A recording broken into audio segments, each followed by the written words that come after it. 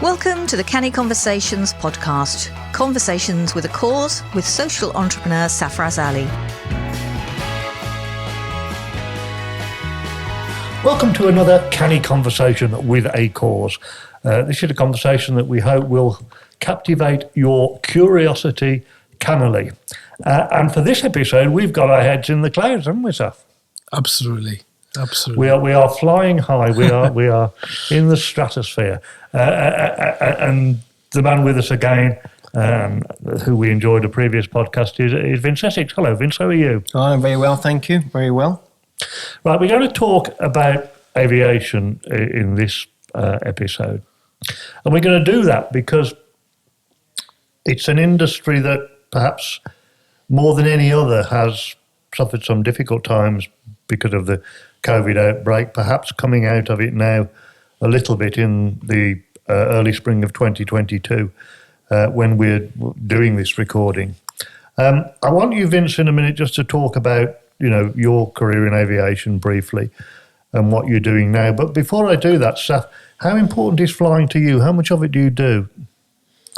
I very rarely fly for business. Most of my flying is on a personal basis. I'm more of a consumer. I've been to Saudi Arabia, been to Mecca, Pakistan, Turkey, America. I've been to Malaysia, but it's more as a consumer. I don't tend to sort of fly for it's not seaside holidays. It's more either it's for family or it's for a pilgrimage, or it's just an experience as opposed to a seaside holiday. But it's mainly as a consumer, and I see it as a consumer rather than flying for business purposes. But it's opened up a world to you and enabled you to visit places that otherwise you would not have been able to visit. That's true, isn't it? Absolutely. Memorable experiences with my mother, with my father, going to Saudi Arabia to do the pilgrimage. I've done that a number of times. There's a few years where we were doing that every year. I've taken my children as well in that experience. And for me, that's very memorable memories, and is a key part of even my children growing up, in terms of for them to have seen their grandfather's sort of homeland, and see our home back in sort of Kashmir and Pakistan sides, and also again see the Prophet's homeland, and see Mecca, and see and visit that firsthand. Vince, you're one of the people that's made that possible, of course, not just for SAF, but for millions of others. Just give us a brief resume of, your career in aviation and what you're doing at the moment. Yeah, so we started the business back in 2002, started trading in 2003, and essentially I've built it up over that time to be a support services company in aviation. Now that could be anything from tracing bags, which we've done since 2004. We've been delivering all those bags since 2008. I've done numerous consultancy roles. I've been part of a startup team for a VIP airline. We're now just rolling out a concierge meet and greet service in conjunction with the airport post-COVID. We also do a lot of airline management on a contractual basis as well. We'll look at any kind of support, whether that be for an airline or aviation, on any level, and that's where the business has placed itself quite uniquely in the market, really. Saf, you're flying. You've said that most of the flying that you do is on a personal basis. But how important do you feel that aviation is in terms of connectivity, in terms of regional prosperity? Important or not? I think whenever we look at the regional economy, aviation comes into it, in terms of attracting inward investment, and that inward investment isn't just in terms of Europe. We're talking about United States. We're talking about internationally, and being able to get the international business coming in. you need to have a strong aviation market, and you need to have a strong airport. And I think this is where I would always look at the positivity whenever they're talking about the runways. I think we sometimes take decisions. It takes us a longer process to make decisions, decades, where others, you talk about China or other markets, they're a lot quicker in terms of building that infrastructure. And from my perspective, I look at aviation as a key part of our infrastructure, and we've got to get that right, because the impact of getting it wrong, I think, is huge. Vince, you're operating primarily based in Birmingham Airport. Just talk us through why you think that Birmingham Airport is so underused. It's a superb little airport. Well, not a little airport. It's a superb airport. The runway was extended, I think, a few years ago to enable flights all over the world. And yet it seems to struggle to break through in terms of, as I understand it, you cannot fly directly to the United States from Birmingham. The national carrier British Airways doesn't operate to or from the second city. Why do you think that is? The catchment debate has been ongoing in Birmingham for many years. We're too close to Heathrow. We're too close to Manchester.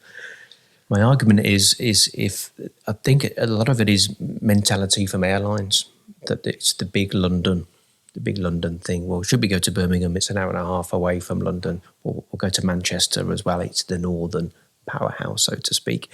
Yeah, I think the figure was something like 28 million within 2 hours of Birmingham. It's probably the biggest catchment. We can drag down from Manchester, we can drag up from London, right across to the east into Wales, South Wales. So for me, it can't be the catchment. It's got to be a mentality change from the airlines, especially with HS2 now. I do fear that HS2 is not going to bring traffic away, could actually bring traffic to us, could actually drag traffic away if there's more and more flights to London. I'd love a study to be done. Out of the 90 million, I think, at peak that Heathrow handled, how many of those people actually get in a car or get on a train and come north past Watford? Because I think that there is, that stat. When I fly from Heathrow, fly to the States, you've got to go from Heathrow, and that's just me. Not too long before we did this recording, Safaraz, you went back to Pakistan. Were you able to fly from Birmingham? Yeah. So we travelled to Islamabad, PIA, Pakistan International Airlines. Although the carrier is defunct, but they've got Air Jordan, I think, who are now flying on behalf of PIA itself. So we had a direct flight from here, direct to Islamabad. It used to be 8 hours, but this flight was 10 hours. I think it's a different aircraft. But we also had the option of going to Dubai, which is part of. So some of our family went from here to Dubai. Stopped over there for a few hours, 3.5 hours, and then from there to Islamabad. And I took the decision go directly from Birmingham to Islamabad as opposed to Birmingham to Dubai then to Islamabad. That's Emirates that go that way, just for the ease and the and just to save time really. But it's fairly easy, and PIA has been going from Birmingham for, I would say, probably quite a long time. In the 90s. 2 decades, maybe 3 decades now, 4 decades. Funny you should mention Jordan Aviation, because that is the company that I'm contracted to at the moment as their regional manager to look after their flights. Last night we did a flight, PIA ticket the flight, where we operate it for PIA, 310 seats. 310 passengers. It's been full. We do on average about 7 to 8 a month for PIA. The one aircraft flies between Heathrow, Manchester, Paris, and Birmingham. But people love flying PIA no matter what. There seems to be a very, unlike the UK, a good attraction or affiliation with the national airline that people don't seem to have in the UK with BA. Hence, BA have retreated now to London only. You'll never see them back in Birmingham as a base or in Manchester. to me, they are London Airways, but PIA have continued to maintain that regional, even Leeds at one stage they had a flight. So, the regional connectivity is more from overseas airlines like Emirates, Qatar, than it is from our own national airline. So what was your experience like as a traveller? I mean, was it seamless? Was it good? I mean, you could park, fairly near to home. And I mean, just talk us through the experience, because I think one of the problems might be that people don't realise, just what a great little airport. Well, I keep using that word. What a great airport Birmingham is. I mean, was it a good experience? I mean, I live about 3 miles from Birmingham, so Castle Bromwich, drive to Birmingham, 3 miles, very easy. I had our cousin drop us off. There's free parking there. He can drop you off. He can move. He can go home. We can get our luggage, walk in. Very easy. Not an issue at all. Plenty of space for parking if you were to park, but most people don't. Just drop you off and there you go. And that makes a big difference in terms of that element of the time beforehand, because the travel time, as I said, could be 8 to 10 hours, but there could be you're expected to go there a few hours beforehand, 3 hours in our particular case, but then sometimes the traveling in could be another 2 hours. In our case, it was only 20 minutes, so that makes a big difference. 3 hours in terms of the check-in. Check-in was fairly easy. Yes, there's an element of a queue, but baggage handling, not an issue.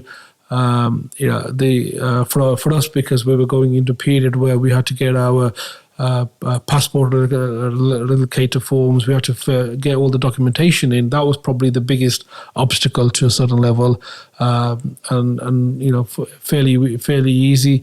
The aircraft I have probably more issues with, because the aircraft that PIA use still seems to be very. There's no sort of entertainment there. That's the only thing that I would say. Everything else I think is fantastic. The people are lovely. The logistics of it is not an issue. Just the aircraft, I think, is a fairly old aircraft that they're using. I don't know the ins and outs of what aircraft it is. But what aircraft would be?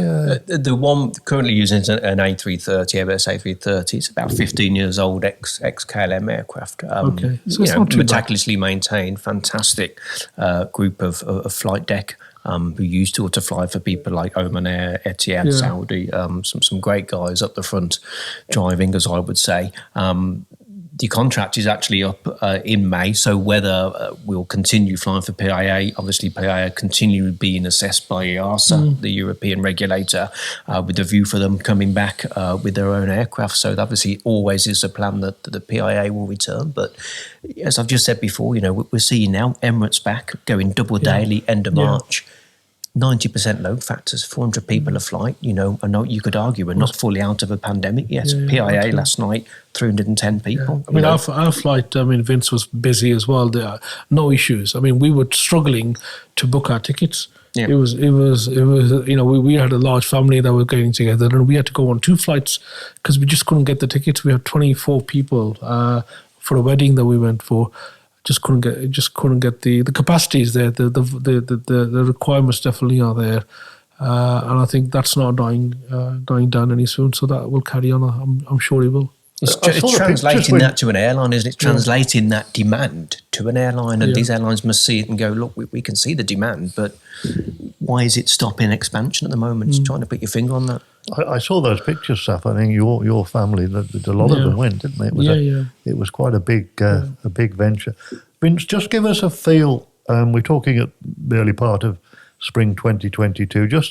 And these might, I guess, these are going to be quite frightening numbers. But give us a feel for the amount of people that are now flying compared with before the pandemic started, and hopefully give us a bit of encouragement and telling us that things are starting to pick up. Can you do that?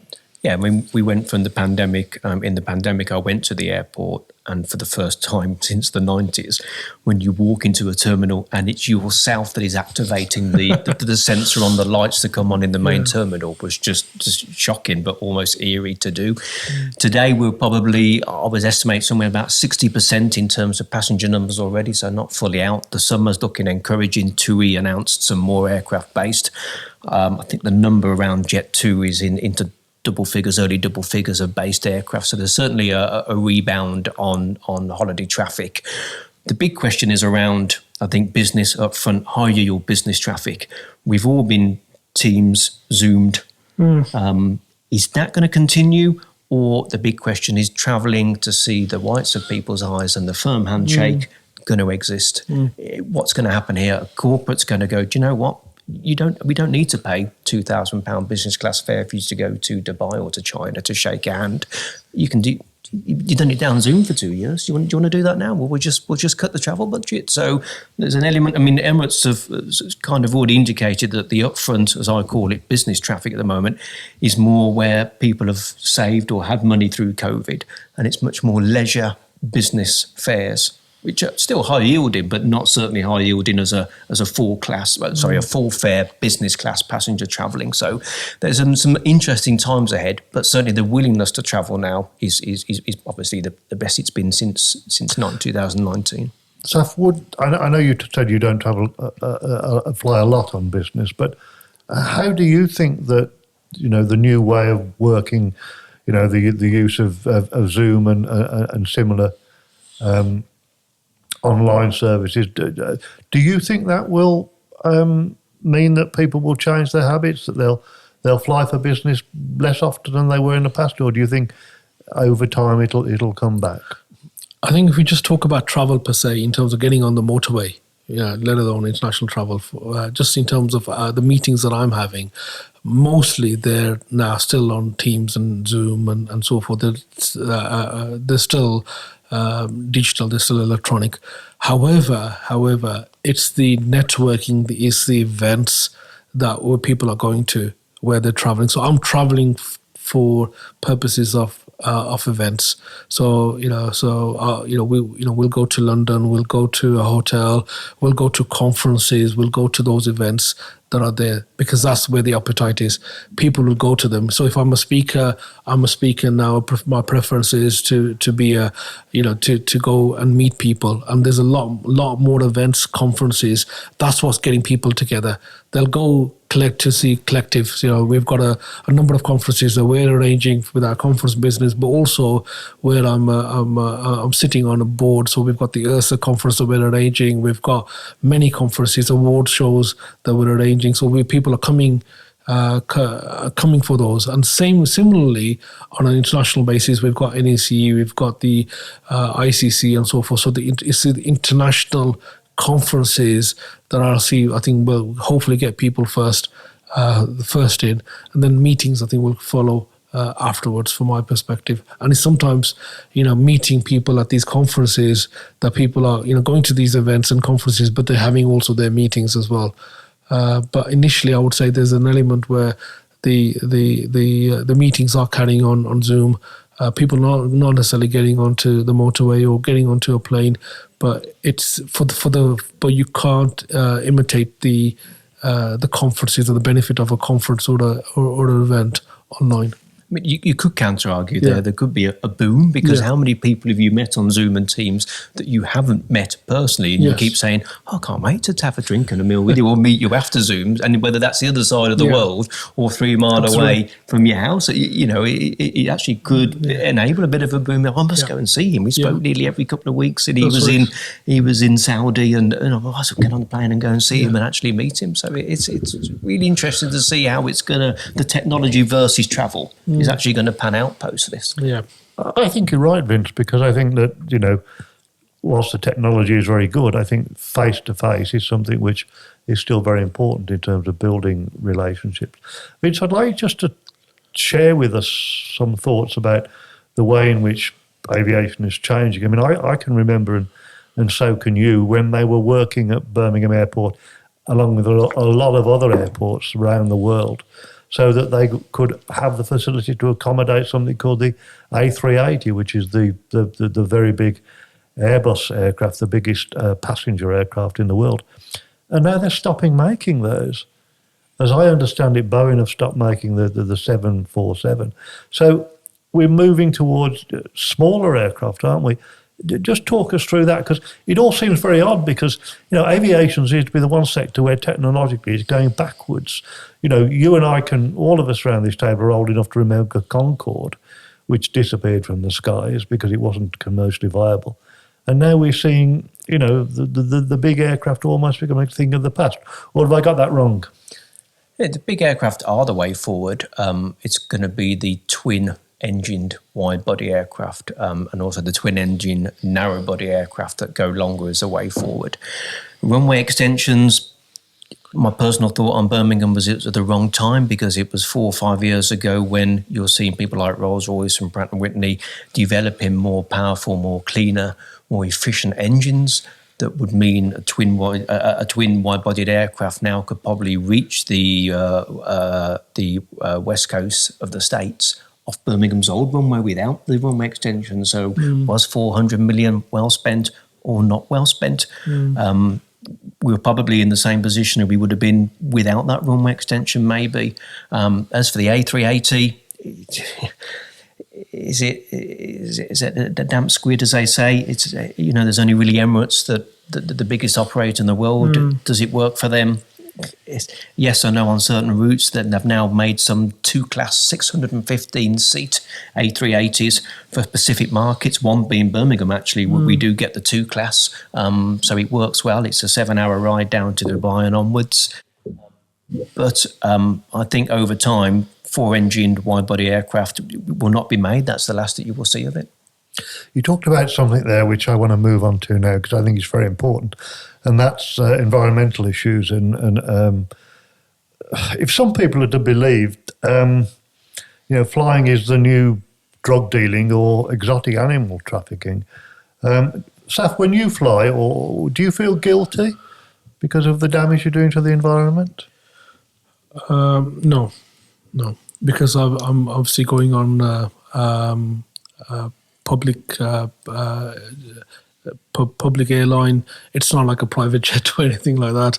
I was looking just the other day. I'm quite active on Twitter, and there's an account which follows the movements of Elon Musk when he goes from one place to another. And it's I don't know what the technology is, but it's fascinating because it just charts all the Elon's jet in terms of where he's going. And now that individual, and I forget his name, he's now following the Russian oligarchs. And you can see they're going from one place to another, and that's one individual or possibly a group of entourage going. That's different to myself and my family going on a private holiday for leisure purposes. I don't feel guilty about that. I think that's the modern benefit of being able to do so. It's not like where it's not like even to a certain level, and we've had criticism where international politicians, they come in their private jets and they go to places like Davos and all of these sort of things, and they have these meetings. I think that's fine. That's fair enough. That's not an issue. I don't have an issue with that. It's just, but I think it's the individuals themselves, when they're doing it on a prior personal basis, jetting off from, one place to another. That's where you can sort of, possibly legislate a little bit more or do something a little bit more about that and just possibly restrict, because I think those are the individuals that are possibly taking advantage. Okay, Vince, 3 questions. Saf doesn't feel guilty about flying, should he? How dirty is aviation, and what's it doing to clean itself up? I agree. You shouldn't feel guilty because your only choice is to make the trip and be green, or not make the trip. But when it's to see family and friends in Pakistan, and my father-in-law lives in Auckland, we want to see him. You've got to make the trip. Yeah. In terms of environmentally travelling, is it down to you? For me, it's down to the airline manufacturers and the engine manufacturers to become greener. You making one trip a year. The demand for private jets during COVID soared. Some private jet operators had their biggest or best years ever because that was the only way for some people to go. The industry, as you said earlier, technology is behind. We're behind in technology. If you're building a house, you can produce more economical, greener items very quickly. But in aviation and technology, It always takes a lot longer. The carbon neutral thing by 2050, the airlines are never going to get there. It's just one thing. And again, much as I'm for being as green as we possibly can, right through from recycling at home to the cars that we choose to drive, there are some things which we're going to have to accept, like your Olympic, that are just not going to be green efficient. And flying, I'm afraid, it will be one of the last things, if ever, to be green. It will be as green as it can. We've seen airlines introduce much more friendly cutlery and things like that. You're seeing some real good initiatives being taken place, testing with different types of fuel. But I'm afraid, without being negative, it's going to be one of the last. And again, if for it to be green, it's just one of them things which you have to accept isn't going to be. And as we come towards a close, I just want to talk about working in aviation. The world has changed, and at one point, aviation was seen as very glamorous. But still, it's a very attractive business, and a lot of people, would aspire to work in aviation. Saf is a champion and an expert on vocational training and apprenticeships. Saf, are there any particular apprenticeships which would be applicable to people that want to go into aviation? I think there's. In terms of apprenticeships, there's a mass market of apprenticeships that are there, but you've got to understand. Even when you're talking about aviation, there's so many different jobs there. Baggage handlers, the back end, the front end, the customer service. It's a massive economy in its own right. My business partner Wahid, he worked for British Airways. And he was a graduate. They only recruited graduates at a particular time, so it was very difficult for him to actually get that job because the criteria in terms of getting in was very high in terms of the tests that are going in. They were only looking for certain levels of graduates as well in terms of qualification. Certain universities is very elite to a certain level in terms of actually getting in. That's now opened up. Where now you're recruiting people from different backgrounds, different aspects of it. There's opportunities there, and I think it's just widened up the market. So it's not all about apprenticeships, but it's about entry routes and a lot of people have gone into it from a temporary perspective. In terms of maybe a holiday job or a short term job, and then moved into because they're seen it as a career. Not everybody is plane mad or a plane spotter. Some people don't understand how big the market is or what the opportunities are, and they go from it in terms of firstly a job, and then really turn into a career. And I think that seems to be the entry route for a lot of people. It's so diverse. I've never known you've got a product to flying people from A to B, but what goes on in the background is, I would say, in industry terms, one of the biggest things that needs to be brought together behind the scenes. I could name you 20 to 30 different areas alone just to get one flight away, and the jobs that are involved behind the scenes. And as you say, people, I think, tend to fall into aviation more than get into aviation. As you say, it was hard at one stage to get into it because the bar was set so high for apprenticeship schemes, but now it's, I was the same way. I started off in a summer job to get some experience dispatching aircraft, and then saw an opportunity to go on my own, grabbed it and went for it. So you could, I'll counter-argue, I kind of fell into it, but knowing I wanted to be in it. And that's the way now. I've seen people in the last 20 years, I used to work with you on check-in, and now they've got a fantastic directorship job with an airline or a handling agent or with the airport authority. Everybody just thinks it's about crew cabin or cabin crew and pilots. It's not. And I think only when you start, as I said, my business partner, he was in the sector and he was talking about it. And it's only when you've got colleagues or friends who are in that sector, your mind opens up in terms of the impact that this sector has and the levels of jobs and the contribution that everybody has. It's that teamwork of everybody coming together and actually getting that. Getting that flight. In terms of starting in the entry level of an industry and working your way up, I've seen it myself. It's one of the better industries for that. That you are able to start on a summer job and end up at directorship level. I've seen that, and I think that's a good thing about the industry. So, the future, very quickly. Do you expect to continue? Do you expect aviation staff to continue to play an important role in the global economy. And do you, Vince, are you optimistic about the future despite the difficult days that you've come through? Yeah, I actually think more than ever, Adrian. We're Birmingham 13.5 million was the best year we've had. I can see that once we're back to that, maybe 23 or 24, we will continue then to exceed that. The demand for travel is never going to fall away. Flying internally in the States is like getting on a train here. The family are that far spread around the world now, and friends and colleagues. It's just going to be a huge market. We're now seeing development of better aircraft. People are opting for smaller aircraft, but on long haul routes, we're seeing things like the A321neo, which is a single aisle 200-seat aircraft crossing the Atlantic now, much more fuel efficient, more frequencies, but maybe smaller aircraft. So going for frequency over time and things, it's going to continue to grow. I think there's the better years in terms of demand are ahead. Absolutely, I think Birmingham's got a great airport in terms of location, facilities. Absolutely, hugely underutilized, as we've said. I think we've got a fallacy, the fact that we're going to cannibalize the London market or the Manchester market. It's not that. I think this is more choice for people. I think the numbers are going to go up like they have. It's not mutually exclusive. The demand is there. It's just that the people that the power the bees, the people that need to see it really, and hopefully that's the way. And my sort of regards and well wishes for the sector, and I hope it thrives like it has been in the past. Yeah. I mean, even Birmingham started building a terminal extension. Yeah. Which then got obviously sort of boarded up, so to speak, or temporary until we have the bounce back, and it will continue. So it was going to show the demand. We had the runway extension.